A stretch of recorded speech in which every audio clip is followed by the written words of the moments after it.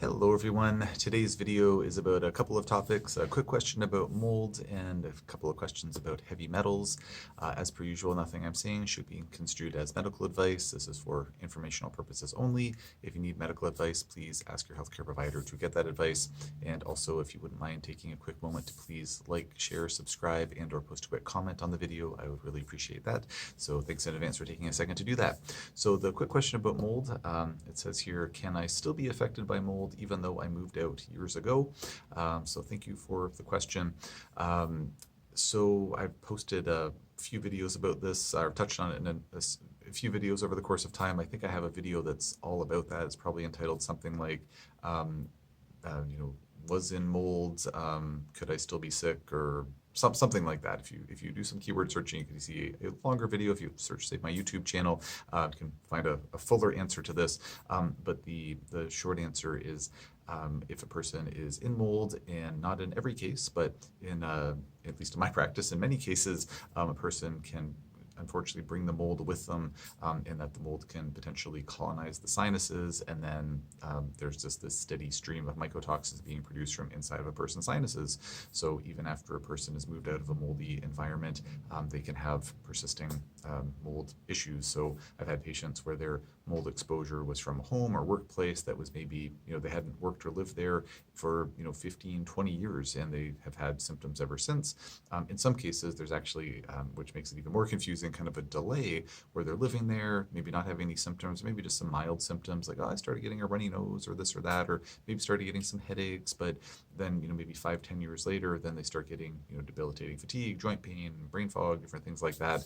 And it's because they, had the mold in their sinuses, they brought it with them, and then they maybe got Lyme disease, and it just blew up into like, a huge, very, very challenging to treat Lyme disease, because there was that sort of bed of mold or foundation of mold that the Borrelia bacteria, the Lyme bacteria, started, building upon, or the patient had mold exposure, and then they had a, unfortunate reaction to a fluoroquinolone antibiotic, and they got flux because they were on a base, again, there's a foundation of mold there. So there's not always a direct timeline, unfortunately. But for my patients, if they were in a moldy environment, they moved out of that mold, so if they were in a moldy environment, began developing symptoms, they move out of that moldy environment and they have persisting symptoms, even after moving out, then that's, pretty strong evidence that there's probably a sinus colonization, and testing can be done to investigate that. So again, more detail on one of the other video, but I'll leave it there for now. But again, thank you for that question. Just switching my screen over here. So the one question, I think a pretty quick one about heavy metals. So I posted a video called "The Best Test for Heavy Metals." Apparently it's a fairly popular video of mine, has over 3,400 views, which for my channel is a lot of views. So anyways, apparently people want to know about the best test for heavy metals. So the question that was posted 12 days ago was, my wife had hip surgery and she believes she may have some heavy metal toxicity from the 2 rods that were put into her femur. Can you recommend what she should do? So I thank you for the question. I appreciate you testing me. You're asking, can I give advice over YouTube or social media? And the answer is no. So thank you for quizzing me. But I did have some thoughts I wanted to share on this just really quickly. So aside from me being cheeky on a Friday afternoon, that's when I'm recording this video, patients ask me about this, not all the time, but I've had this question a few dozen times over my 15 years of practice. And they'll say, oh, like I'm worried that, I have this metal rod, this metal implant, is that causing heavy metal toxicity for me? Or I'm not going to do heavy metal testing, or I'm not going to do chelation therapy because I don't want the chelators to break down that metal, or is the metal going to somehow influence my test results? What it comes down to is, there are certain metals that are super toxic for us. So lead, mercury, arsenic, nickel, and high amounts, cadmium, etc., aluminum. So heavy metals are not good for us. We all have them in our bodies because our fellow humans have polluted our planet, or contaminated our planet with these heavy metals. And I mean, anyways, it's kind of a separate issue, but I mean, we've reaped the benefits of that to some extent, in that it's, industrial revolutions and all that. We have a lot of good things in our society, but unfortunately there's a trade-off when we contaminate our environment with heavy metals. Thankfully, there's a lot less of that happening over the course of time. So not every metal is going to be toxic. So for example, if a person has, say, a titanium rod, put in their leg or something like that, titanium, to my understanding, I'm not aware of titanium being toxic. It's, I think, to my understanding, quite inert, and it's something that's probably not going to be causing issues. So knowing, what that metal implant is important to know. Is it one of those toxic heavy metals? I haven't yet had a patient where the metal implant that they had in their body was a toxic metal. So that's the one thing to sort of find out about first. And then the other side of the coin is, even if a person, like, say, the other example that comes up, or the other question that comes up is like, oh, I have amalgam fillings in my mouth, I can't afford to get them removed, or I'm not able to get them removed for one reason or another. So I guess there's no point in doing chelation because I'm just, oozing out mercury every day, or if I start doing chelation therapy, then that's going to somehow eat away at or erode these mercury amalgams in my mouth, and that, just quite frankly, that's just not the case. I've had many patients, they've got a mouthful of amalgams, we test them for heavy metals, and we don't see barely any mercury coming out at all. So just because we have amalgams doesn't mean that they're leaching out in a really meaningful way. I'm not saying amalgams or mercury amalgams are a good thing per se. I think it's, generally speaking, in my opinion, for me and my family and for my patients, generally I think that working with a non-mercury alternative is almost always the better choice, safer choice. But that is a topic that's up for debate, and I'm certainly not a dentist. Nothing against dentists. I'm sure I could be a very happy dentist. I'm just clarifying I'm a naturopathic doctor, not a dentist. And then over and above that, so many patients with mercury amalgams, we don't see elevated mercury coming up when we do provoked heavy metal testing, which involves administering a chelator. And then over and above that, on patients who do have elevated mercury, well, we'll do the chelation therapy, and then we get their mercury levels down to an acceptable level, and then they stay down at an acceptable level. So meaning that it's not like, oh, we're just eating away at these amalgam fillings and we're just breaking them down somehow.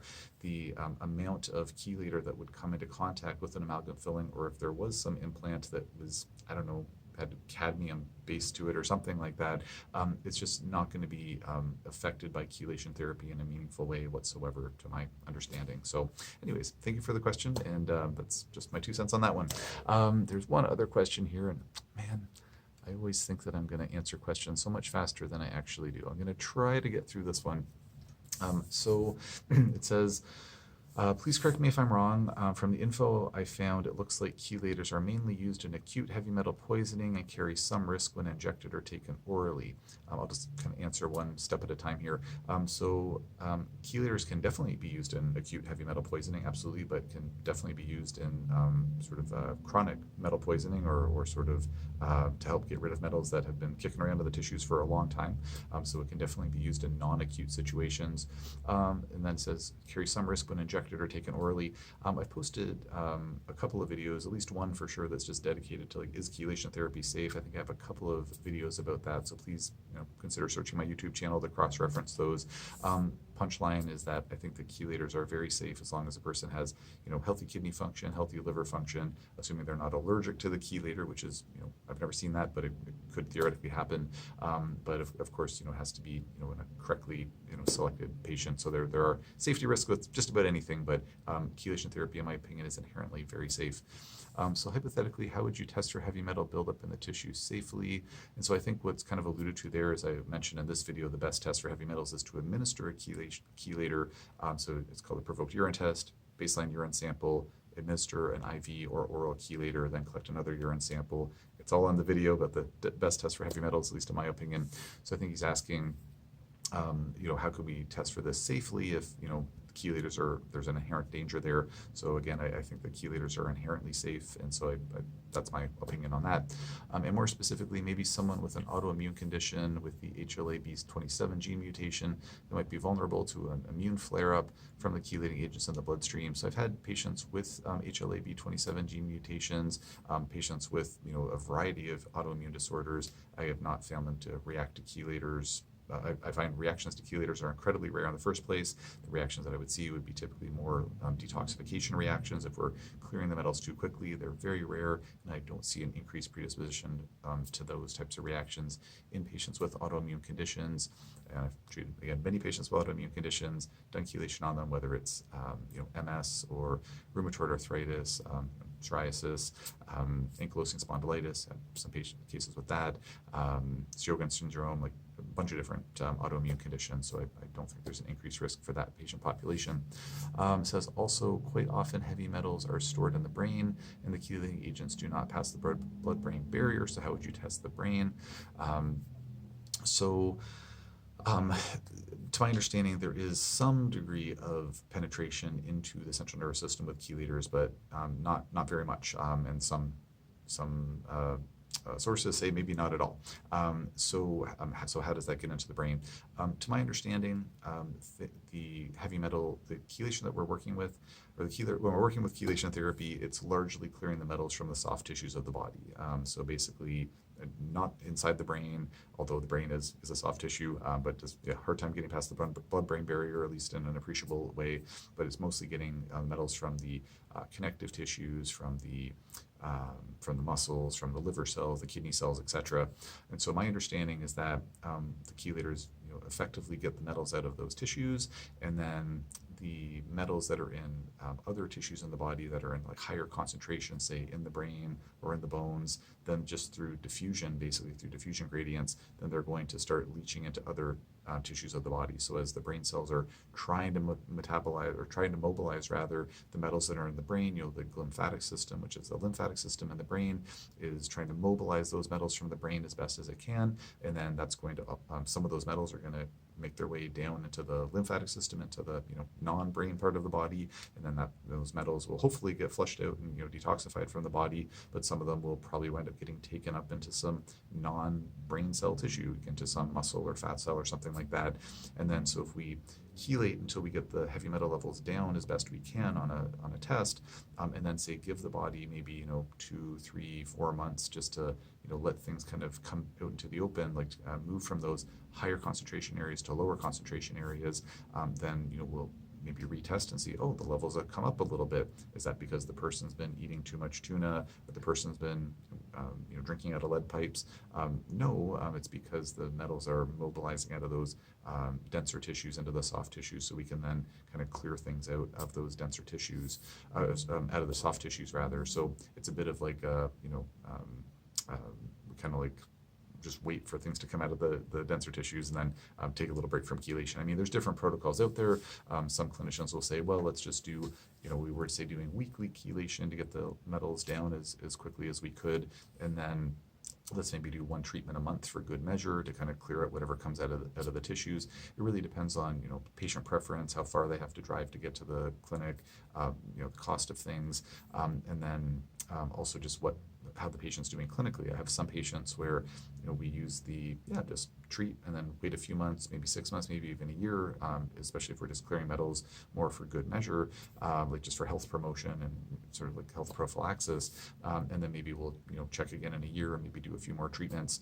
Other patients, when they get too far away from their chelation, they'll say, I'm starting to get some muscle cramps, or I'm starting to feel a little more brain foggy or a little more fatigued. So I have some patients where we'll do a treatment every 1 to 3 months, and that seems to keep them on track, and not doing that forever, but doing that for a time until we eventually I don't seem to need those treatments anymore, do a follow-up and don't see anything else coming out.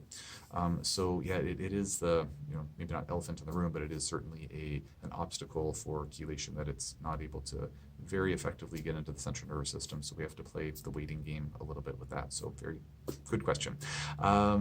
Or good questions. There are multiple questions there.